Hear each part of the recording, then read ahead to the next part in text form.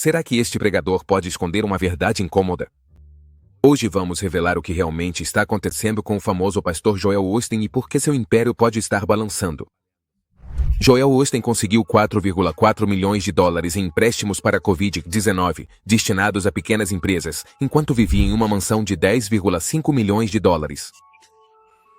Sua igreja gasta apenas 1% com caridade. Ele prega que Deus quer que fiquemos ricos, mas cobra 15 mil dólares pelos ingressos para ouvi-lo. Seu programa de televisão alcança milhões de pessoas, mas raramente menciona o pecado ou Jesus. Somos pessoas comuns. Ele simplesmente fala sobre viver uma vida abençoada, ser uma bênção para os outros, ser feliz e ter bons relacionamentos. Quando os críticos o chamaram de falso, ele comprou outra casa por 3 milhões de dólares.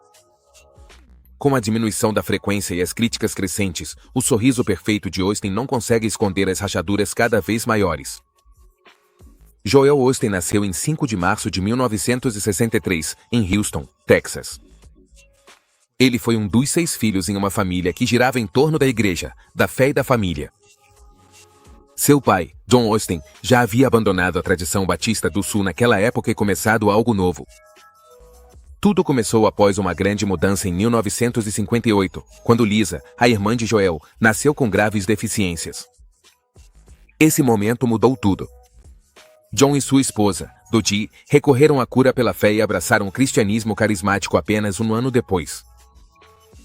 Em 1959, fundaram a Igreja Lakewood em uma antiga mercearia deteriorada. Tinha apenas 234 assentos, mas algo poderoso estava começando.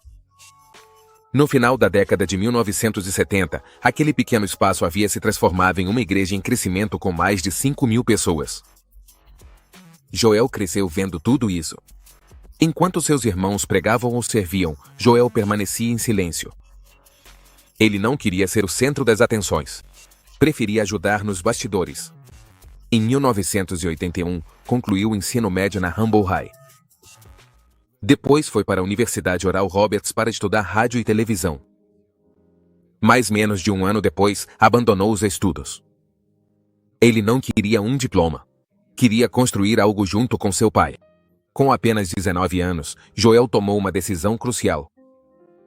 Em 1982, deixou a universidade e voltou para Houston para ajudar com o trabalho televisivo da igreja. Nesse mesmo ano, começou o ministério televisivo. Começou com um pequeno canal local e uma rede nacional de TV a cabo. Durante 17 anos, Joel ficou atrás das câmeras. Produzia, editava, dirigia e até controlava os ternos que seu pai usava. Todos os domingos, ele se certificava de que cada transmissão estivesse impecável. Queria que a Lakewood parecesse tão impecável quanto qualquer programa de Hollywood. Enquanto outros pregavam, Joel continuava apertando botões, ajustando luzes e editando imagens. Ele não tinha formação em pregação nem educação formal em teologia, mas absorvia tudo. Edição. Centenas de sermões de seu pai lhe ensinaram mais do que qualquer sala de aula. Mesmo assim, ele se recusava a subir ao palco. Seu pai pedia para que ele pregasse e Joel sempre se recusava. "Você é o pregador", ele dizia. "Vou fazer você ficar bem na televisão." Então tudo mudou. Em 17 de janeiro de 1999, Joel finalmente disse sim. Pregou seu primeiro sermão. 6 dias depois, seu pai faleceu de um ataque cardíaco. O primeiro sermão de Joel acabou sendo o último que seu pai ouviu. Sem aviso prévio, Joel assumiu a responsabilidade de liderar uma igreja com 6 mil membros. Ele não se sentia preparado. Faltava-lhe experiência em pregar. Muitos duvidavam dele. Mesmo assim, algo se encaixou. Naquela época, cerca de 8 mil pessoas iam a Lakewood toda semana.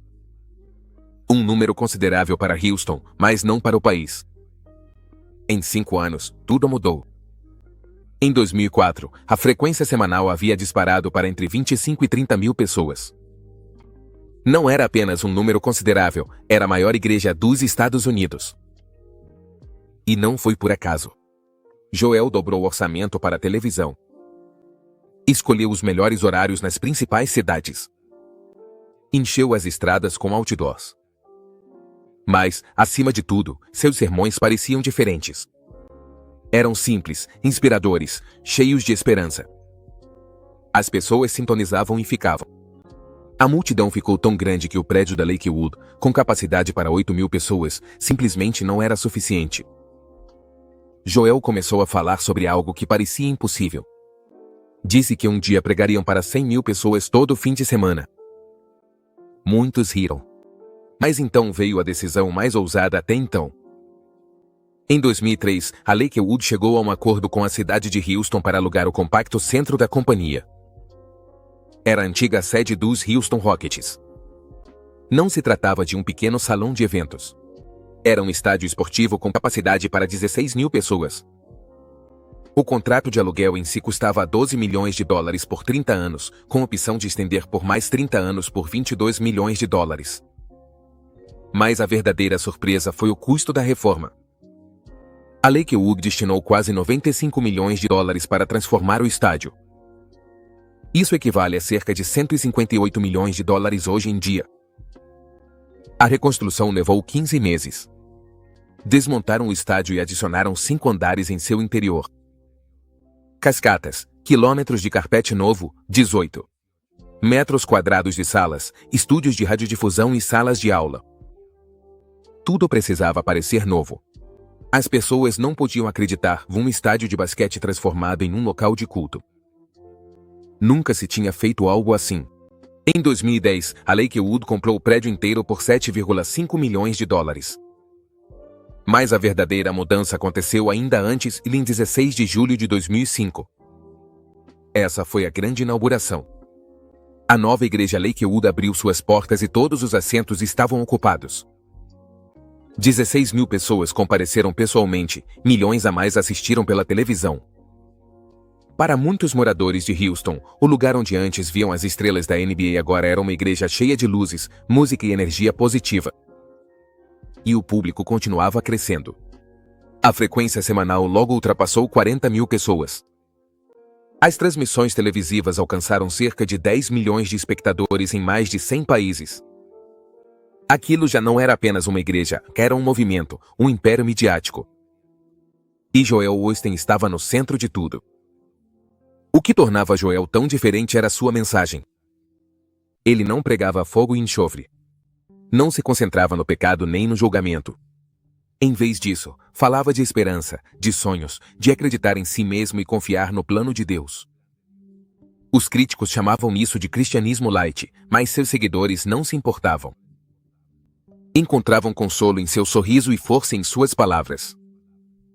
Ele dizia às pessoas que elas não estavam quebradas, que dias melhores viriam, e elas acreditavam nele. Desde o início, Joel conhecia o poder da mídia.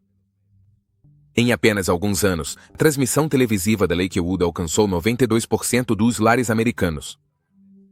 Isso equivale a praticamente todas as casas do país. Cerca de 10 milhões de americanos sintonizavam toda semana e ainda mais pessoas assistiam de mais de 100 países ao redor do mundo. Em 2017, os esforços midiáticos da igreja custavam $25 milhões por ano, mas valeram a pena. A Lakewood lançou uma estação de rádio na SiriusXM. Joel começou a realizar eventos chamados Noite da Esperança em estádios. Onde quer que ele fosse, dezenas de milhares de pessoas compareciam. E tudo funcionou, porque sua mensagem era clara, simples e positiva. Quando Joel Osteen lançou o Your Best Life Now, em outubro de 2004, a maioria das pessoas não esperava que fosse fazer muito sucesso. Ele era um autor estreante pastor, não uma celebridade, mas em apenas 3 meses, o livro já tinha vendido mais de 500 exemplares. Em maio de 2005, já havia ultrapassado 1 milhão. Isso por si só já era impressionante, mas depois o livro permaneceu na lista dos mais vendidos do New York Times por mais de 200 semanas consecutivas, quase 4 anos. No total, vendeu mais de 4 milhões de exemplares em todo o mundo. Já não era apenas um livro cristão. Tinha se tornado um fenômeno cultural. A mistura de fé, motivação e esperança simples conectava com todos, desde os fiéis até aqueles que nunca tinham tocado numa Bíblia. O tom amigável de Joel tornava a leitura fácil. Suas ideias sobre uma vida melhor pareciam reais. Esse livro não só o tornou famoso, mas mudou para sempre a forma como autores religiosos escreviam e vendiam livros. Mas Joel não se contentou com apenas um livro. Transformou seu sucesso em um negócio em grande escala, escreveu mais de 15 livros e pelo menos 7 deles se tornaram best-sellers do New York Times. Seu livro de 2005, Be a Better You, lhe rendeu 13 milhões de dólares em royalties e adiantamentos. Seus eventos ao vivo eram ainda maiores. Por cada palestra, ele podia ganhar entre 100 e 200 mil dólares. Lotou estádios por todos os Estados Unidos e até no exterior. Ele também criou um enorme negócio de merchandising vendendo livros, CDs, roupas e presentes. A maior parte foi vendida através da enorme loja de presentes da igreja Lakewood Online. Depois veio seu império nas redes sociais, em 25 milhões de seguidores no Facebook, 10 milhões no Twitter e 5 milhões no Instagram. Essas plataformas atraíram ainda mais atenção, patrocinadores e dinheiro. Em 2013, Joel fez algo que nenhum outro pastor havia feito nessa escala. Ele lançou uma turnê nacional por estádios chamada Noite de Esperança. Esses eventos não eram gratuitos. Foram vendidos ingressos, geralmente por cerca de 15 dólares, e as pessoas compareceram em massa. Em 11 de março de 2013, mais de 20 mil pessoas lotaram a American Airlines Arena em Miami só para ouvi-lo. Os ingressos para os eventos costumavam esgotar em grandes cidades como Nova York, Los Angeles e, mais tarde, até mesmo em Londres. Em 2019, ele já havia lotado a Wembley Arena. Não eram apenas sermões. Pareciam shows, com música, luzes, energia e esperança. A igreja gastou 6,7 milhões de dólares nesses eventos só em 2017. Mas os resultados foram enormes. A Noite da Esperança mudou a forma como as pessoas viam os eventos religiosos. Deixaram de ser reuniões pequenas. Tornaram-se produções globais. Tudo isso fazia parte de um plano maior. Joel não dependia apenas dos canais religiosos. Como a maioria dos pastores, ele buscava os palcos mais importantes da mídia tradicional. Sentou-se com Oprah. Apareceu no Larry King Live. Participou do Good Morning America. Esses programas alcançavam pessoas que nunca assistiam à televisão cristã nem frequentavam a igreja. Sua entrevista de 2005 com Larry King colocou sua mensagem em destaque. E quando conversou com Oprah em 2012, abordou todas as críticas diretamente, incluindo as reações negativas ao seu evangelho da prosperidade. Não falou sobre pecado nem sobre regras. Falou sobre esperança, sucesso e acreditar em si mesmo. Sua mensagem soava mais como a de um coach motivacional do que a de um pregador tradicional. E fez isso de propósito. Essa estratégia funcionou. Hoje, Joel Osteen alcança mais de 10 milhões de pessoas toda semana pela televisão e em mais de 100 países. Seu podcast, conteúdo nas redes sociais e aparições transmitem a mesma mensagem: mantenha uma atitude positiva, acredite em grande e nunca desista.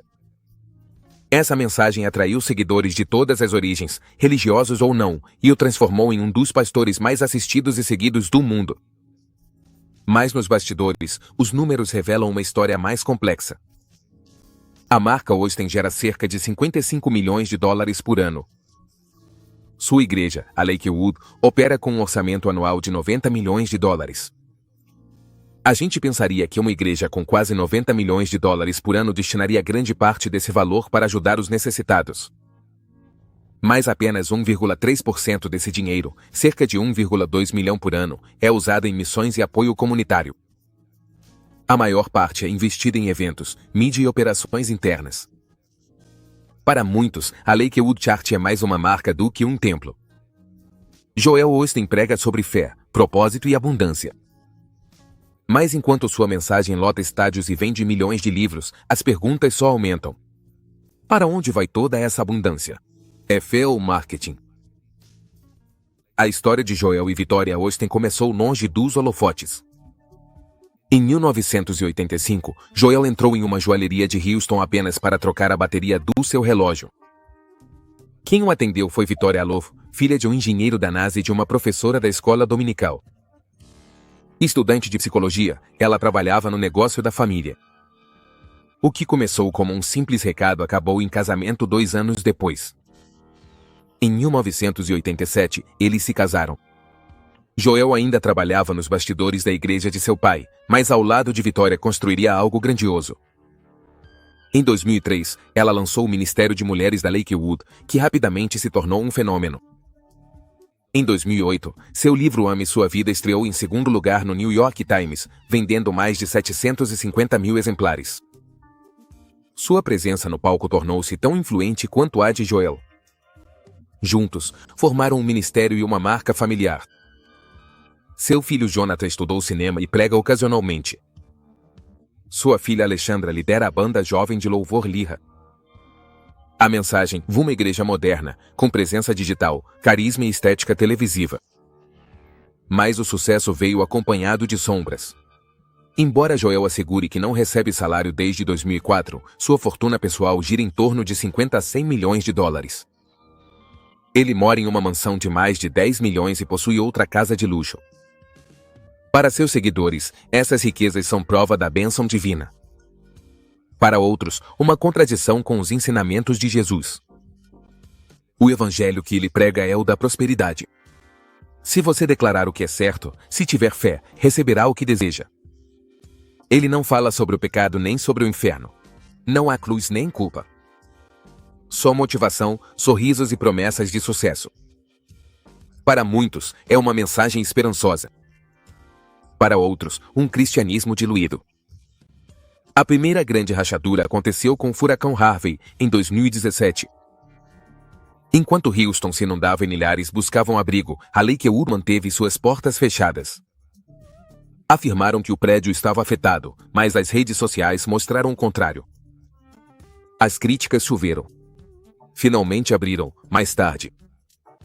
O dano já estava feito. Depois, em 2020, receberam 4,4 milhões do governo em plena pandemia, parte de um programa de ajuda a pequenas empresas. A reação foi imediata. Uma mega igreja bilionária pedindo ajuda pública. Embora tenham devolvido o dinheiro, a polêmica não se apagou e, em 2024, a tragédia atingiu com força. Janice Ivone Moreno, uma mulher com problemas mentais, entrou armada na Lakewood com seu filho de 7 anos, Samuel. Ela afirmou que tinha uma bomba e começou a atirar. Ela foi abatida pela polícia, mas Samuel levou um tiro na cabeça. Após dias de agonia, o menino faleceu. A comunidade exigiu respostas. Soube-se que os ex-sogros de Moreno haviam alertado as autoridades e a igreja sobre o perigo. Ninguém fez nada. E naquele dia, a segurança falhou. Para muitos, as ações de Joel Osteen não eram suficientes. Eles queriam medidas, proteção e responsabilidade. Ao mesmo tempo, algo mais crescia e a desconexão geracional. Apenas 15 a 16% dos jovens frequentam serviços religiosos.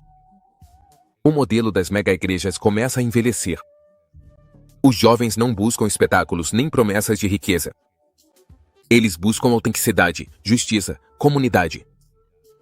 E nesse novo mundo, a mensagem da Lakewood começa a perder força.